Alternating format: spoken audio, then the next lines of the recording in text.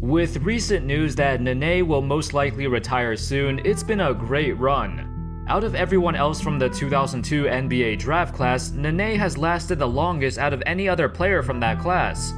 And that's very, very surprising too, considering all the injuries and health issues that plagued the early years of his career. Back then, if you told me he would have lasted the longest of his class, I would find a hard time believing that. But here he is. Despite finishing his career with 0 All-Star selections, 0 All-NBA teams, not really any individual awards in general besides an All-Rookie team, there was a time when he looked like a legit star, or he looked like he was about to become a star. A guy who was 6'11", 260 to 270 pounds, one of the strongest, most skilled players in the post with incredible footwork. Towards his later years, he still showed flashes of that talent, especially on the Wizards. Unfortunately, he never made that jump from a super talented role player into an actual all-star. How's it going, folks? My name's Andy, and today we're going to take a look at the career of Nene. Born and raised in Brazil, Nene became arguably the best Brazilian player to play in the NBA. Drafted in 2002 at just 20 years old, back when he was known as Nene Hilario, but then he removed his last name because he felt like it. Right away, he came in ready to play. But in his rookie season, it was a disaster. The Nuggets were still in the beginning stages of rebuilding, and they would win only 17 games, the worst record in the Western Conference. Nene had a good rookie season though, as he averaged over 10 points and 6 rebounds a game. He was third on his team in scoring and second in rebounding, which honestly, it just shows how bad the Nuggets were. While Nene was not normally known for his defense, he was actually a solid defender early on. With quick hands and good mobility, he was very active on that end, even averaging 1.6 steals a game as a rookie. In fact, he averaged more steals than any other center in the league. That's quite impressive. He was also 6th in the league in field goal percentage, a stat that he would dominate in the next few years too. His successful rookie campaign got a lot of praise around the league too, especially from the Denver media and his teammates. Juwan Howard said that Nene reminded him of a young Chris Webber. After a game against the Washington Wizards, Michael Jordan came up to him and gave him encouragement.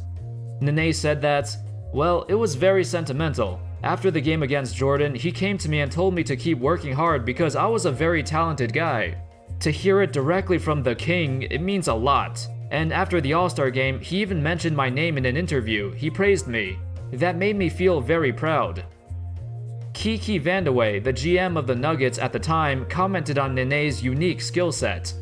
He said, in his first workout, he had a combination of size, quickness, and strength. It was really intriguing and unique. All those things jumped out at you right away. I had not seen him play a lot. There wasn't much tape on him. It was the personal interaction that impressed me. When I interviewed him, I really liked the respect he showed and his manners. When asked about what parts of his game he needed to work on, Nene said, I need to improve my shooting. If I get better in this area, I guess it's going to be very difficult to guard me, because I'm agile and have some explosion to get into the paint. Eventually, he would develop a successful jump shot as he became one of the better mid-range shooters in the league, a weapon that he utilized very often in the later parts of his career, and it really helped him stay in the league for a long time. While he was expected to make a huge jump in his sophomore season, it didn't really happen. With the arrival of Carmelo Anthony, the team focused more on running plays for him, not Nene. And to be fair, it made sense. Melo was a huge name, had a huge season at Syracuse, and was projected to be a star right away. And that's what he was.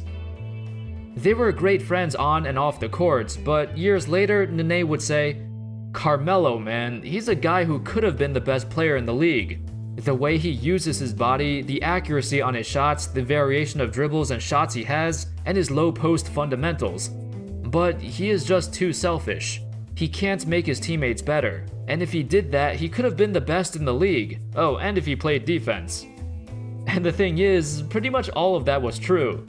Anyway, by Nene's third season, the onslaught of injuries began.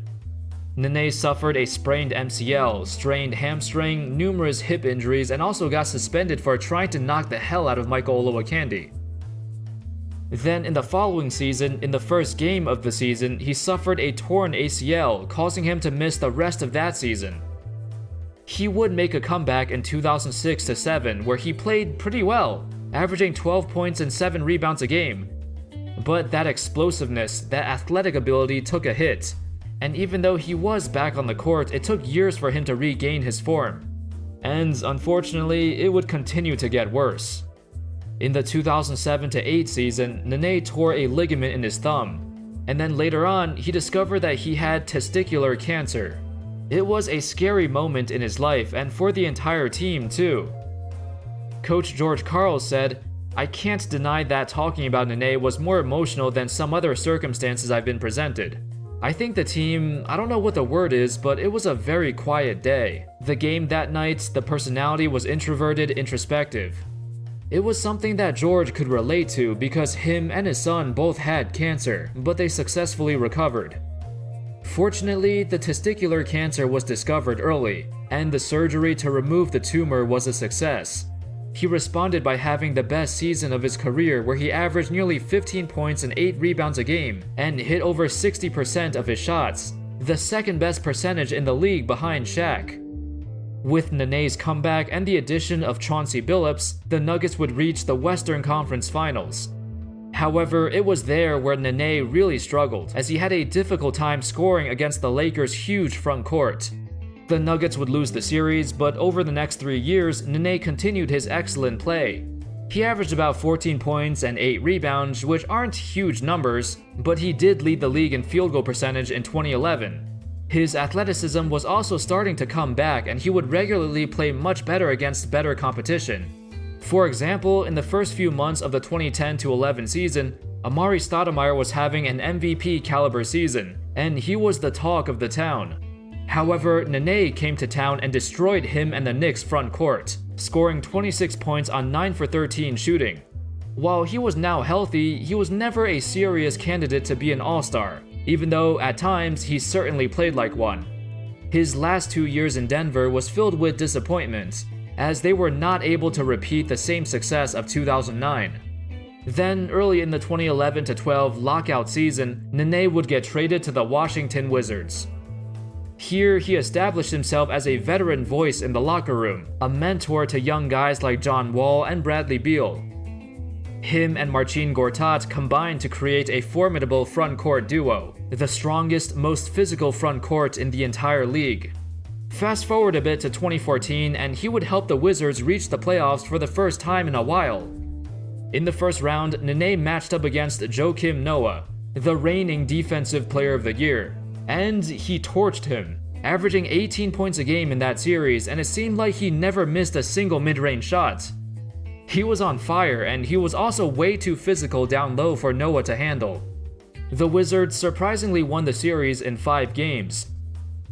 Nene would spend a couple of years with the Wizards, but by 2016, he would sign with the Houston Rockets.